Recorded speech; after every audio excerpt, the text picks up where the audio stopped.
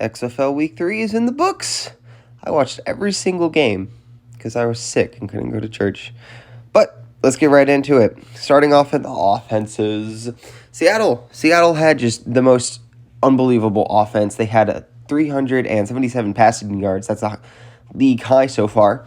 Only one sack on the day, 143 yards rushing, and Morgan Ellison got 103 of those yards. Before the injury of Morgan Ellison, Josh Gordon had 2 big touchdowns in the game, and he had 118 yards just by himself. The defense, we're going to get to a little later, but they only have, over 500 yards. Number 2, DC, I'd say they're a number 2 offense.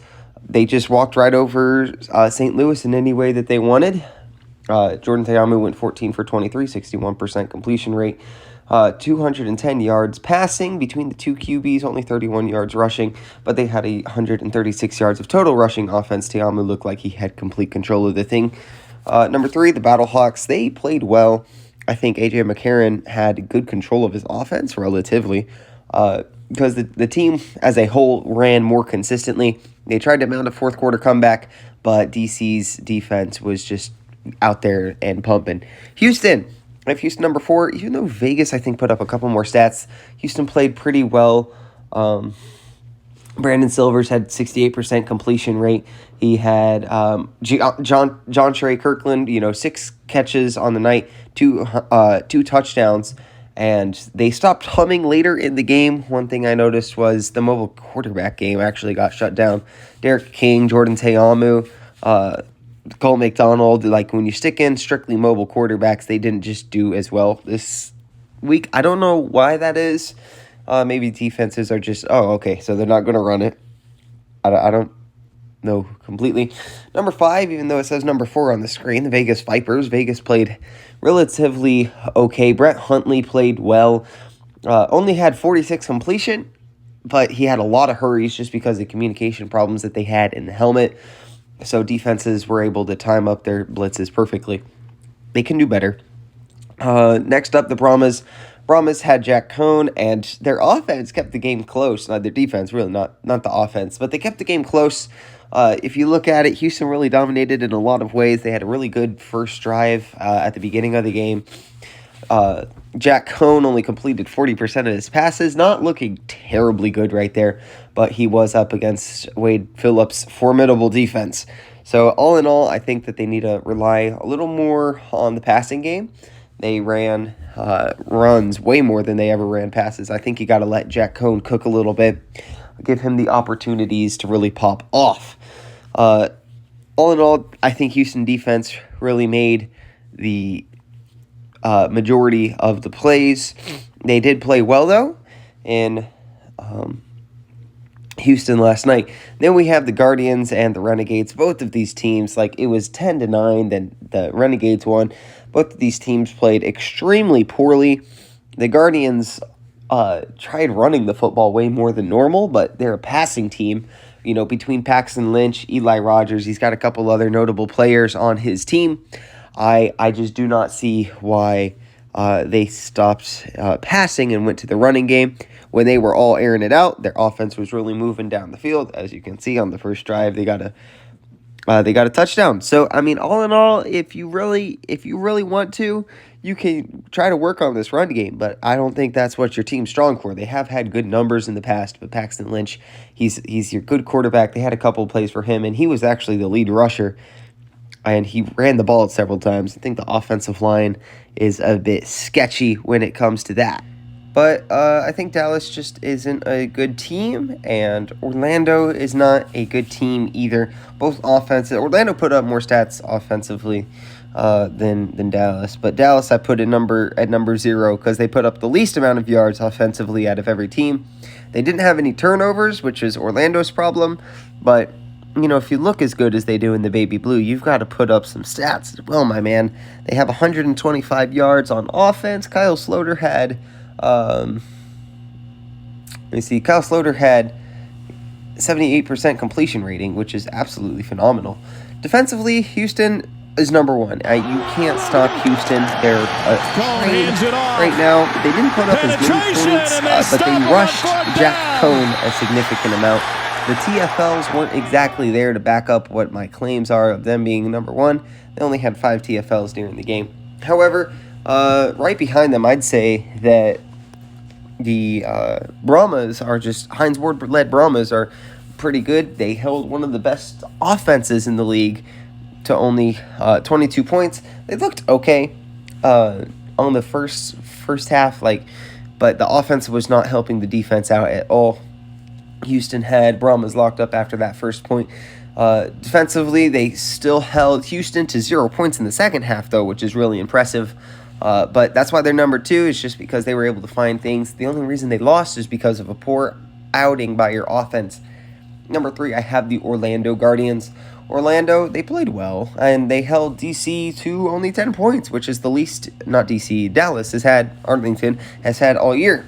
So, all in all, I'm okay with Orlando's lack of numbers offensively if their defense can keep teams from scoring 30 points plus on them. DC, I think DC is still great defensively. They let up more points than normal this week against St. Louis, but St. Louis is just a good offense led by A.J. McCarron. They had 4 turnovers as well, so that maybe we can switch them with Orlando for number 3, because the 4 turnovers really helped them in the waning moments of the game. Number 5, I have Seattle. Seattle, it wasn't like, touchdown, sack, pick 6, nothing big and crazy like that. They let up a lot of yards against Vegas, but they kept it close. Only 1 sack, 5 TFLs, no turnovers on the Vegas Vipers, though, which is notable. Renegades, they could probably go a little bit higher, but because they only had 9 points scored against them, but a little bit of that I would say is rough ball. There are a couple spots here and there that I'm like, okay, I'm not there with you. They had 2 turnovers, which is good. They had 273 yards of offense given up against them. They had 4 sacks, 8 TFLs, which is pretty good. I think they played above average. They could probably go up a couple rankings. And then Vegas and Seattle just both had big offenses play against them. Vegas, really only big thing was their turnover and their interception. They had 2 turnovers, so that's pretty good. Power rankings, here's what I got. I got Houston to number 1. They're still the juggernaut, and I'm still biased because I live in Houston. But, they're 8-0, franchise record. And then we've got DC. I think DC has the ability to really do well. Jordan Ta'amu had a better clutch of his offense, and the defense did enough to keep Anthony Becht away from having that 3-0 record. Number 3, Anthony Becht's Battlehawks. Now, I like what the Battlehawks were doing. They played well. No major complaints there. Defensively, you had a lot of points scored up against you, and you need to really fix that because you're going to be playing. Now, that was one of the best offenses in DC that you're going to play.